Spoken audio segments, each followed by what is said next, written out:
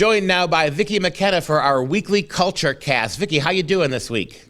Well, it's the end of the week, thankfully. I'm glad it's the end of the week. Well, isn't it interesting that all of the dumbest stories come at the end of the week? We learned yesterday that the federal government of the United States is actually going to pay illegal immigrants. They came to this country, they broke the law, they were here illegally, and then Trump sent them back, and now we're going to compensate that for that hardship of sending them back after breaking federal law. We're going to pay up to $450,000 for each individual illegal alien who was sent back and apparently violently mistreated for not just being made an American citizen immediately. Yeah, so the violent mistreatment's apparently not being permitted to just simply break the law and not have to, abide by anything that we require you to observe as an American. And for that, we're really, really sorry. And so here's a check for $450,000 per person. So a family of four, that's a lot of money. If you have a family of four, that's well more than the average American makes in 10 years. And the average American now is staring down vaccine mandates that could result in termination. They're seeing their speech constrained. They have no cause of action to sue the government if the government wants to fill their children's head with toxic poison or entice little children to declare themselves alt-gender. Parents have no recourse for that. But you know what? We feel really, really bad for the illegal aliens who came into this country illegally, put their children through that we're going to cut you a big fat check. I can't imagine what that might be in terms of incentives for other people to crash the southern border. Well, we already know that since the announcement yesterday, about 1,000 more families has signed on. And here's a couple other pieces of information. Tucker Carlson, of course, pointed out last night, if you go and fight for your country and are killed in battle, if you give the ultimate sacrifice for this country, you'll get a check from the government for $100,000. To be an illegal alien who simply was removed, you get more than 4 times that now because of your inconvenience. This is really a shocking thing. And it's not just the $450,000. There are incentives and insurance policies and guarantees of health care that's going to push this for about this is $1 million benefit for each illegal alien. And at what point, we've had 1 million since the beginning of this year. At what point does simply deporting them not count for this? Because the ACLU is pushing for this. It's not just the ones you deport. It's the ones you withhold. And Duke, if we are going to be paying reparations to illegal aliens in a fund, then what's the argument against paying reparations to Asian people who were relatives of people held in internment camps, or Black people who have slavery in their past? It doesn't end. The point of this is to destabilize an already shaken cultural foundation. It's about transforming the United States into a population of people who don't value first principles.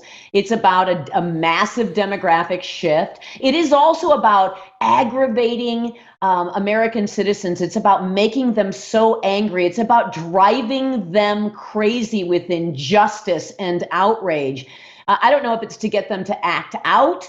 I don't know if it's just, the beatings will continue till morale improves, but this is absolutely deliberately designed to cause maximum outrage among Americans, particularly Americans who have not done well with the COVID shutdowns and the abuses at the hands of this government, particularly the Americans who maybe are relatives of people sitting in the gulag, sitting in Gitmo on the Potomac, being held for protesting their government. It's about causing not just maximum financial damage and maximum cultural damage, but maximum psychological damage, I think, as well to Americans. Well, we have a federal government and roughly half this country who actually believes that Americans don't deserve to be Americans and that the rewards of Americanness now go to non-Americans. I mean, the concern, the angst, the money spent on people who just showed up or illegally crossed the border, people with violent backgrounds with no immunization histories being put on planes and sent to communities near all of us,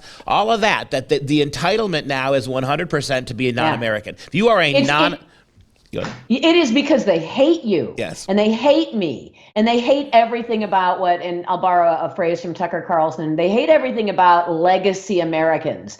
They hate everything about people who abide by the law. It is letting us know in no uncertain terms that we are despised. I mean, Joe Biden is out there pitting American against American in speeches about vaxxed versus unvaxxed. You have black versus white, gay versus straight, trans versus everything.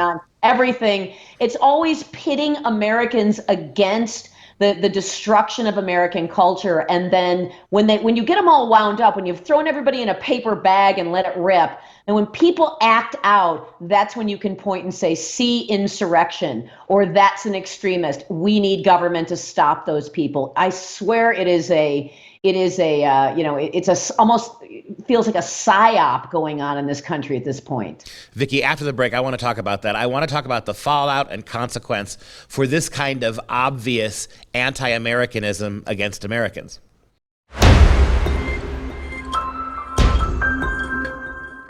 Back again with Vicki McKenna for the second part of our Culture Cast. So here we have in America where the people in charge don't like Americans, and they are punishing Americans at every turn and rewarding felonious behavior of people all over the world coming for goodies, for no other way to put it. So let me ask you this: do you think that this has anything to do? We've watched as the Democrat platform, this attempt to get this, it was first $5 trillion, then $3.5 trillion, now $1.75 trillion, and that looks like that's going to crash. Do you think that there is, outside of the two senators, the Democrat senators who are holding this up, do you think there are enough Democrats in this country who realize that sooner or later, by taking this kind of anti-Trump position, right, where Trump said make America great again, clearly Biden and the progressives is let's put America on the ash heap of history mindset. Do you think there's any sanity on the left that will see any of this a bridge too far? Is it a bridge too far to pay $450,000 for breaking our law? Will that be the thing? No, and yes and no. Yes, there are Democrats who see this as a bridge too far. No, none of them are going to stand up and say anything. That is not going to happen. And I don't know, I'd have to go back into the history of the Democratic Party, but it is quite a hive-minded group of people. These are people who accept the party as a monolith. And you don't hear a lot of dissent. The left is ascendant in the Democratic Party, so the center and maybe the more moderate elements of the Democratic Party are just simply moving and making room for what is ascendant. If moderation ever ascends again, then the left makes room for the moderates to ascend. This is very much a hive-minded groupthink kind of party. So no one's going to stand up and say, I've had it, enough. I'm going to go stand there with the people who supported President Trump, or I'm going to stand with the guy with the Let's Go Brandon shirt on. I don't see that happening. And I also don't see there being that many Democrats in the first place saying, this is just it, I can't take any more of this. I can see rank and file Democrats doing that. They would move to independence. Perhaps they would become nominal Republican voters or Republican supporters. But in terms of leadership, the Democrats have one last chance to break as much stuff as they can before they get handed their butts in the midterm. And so that's what you're seeing. Joe Biden has more than that. Joe Biden has until the end of his first term to break as much stuff as possible. And once it's broken, we never fix it. It isn't like we go back and we say, all right, we'll undo this bad policy, or we'll throw the 7 million people we've already let into this country out and make them go back to their home countries. We won't do it. We won't fix what's broken. And the Democrats know that, and they just figure they'll regroup, they'll come back to rise at another time. In the meantime, they have done their handiwork in preparation for the next time they have power. Yeah, and it is unfortunate, isn't it? We talk about this all my adult life, yours, I'm sure, too. Democrats push the needle far left when they get this kind of power. Republicans come in, and rather than undoing any of it or pulling it out by the roots, this is the new normal, this is where we're going to start. So even with a Republican control of power, things don't go back the right. They either stay or they slightly move even further left. And exactly. It'll always ratchet to the left. And maybe we'll be able to draft more Ron DeSantis type of Republicans. Right now, he is showing some real promise as someone willing to undo bad things, willing to go forward and make some serious conservative-based reforms, which ratchet everything back to the right. And so, but it seems like, those guys are are special, once in a lifetime people. So I'm not optimistic.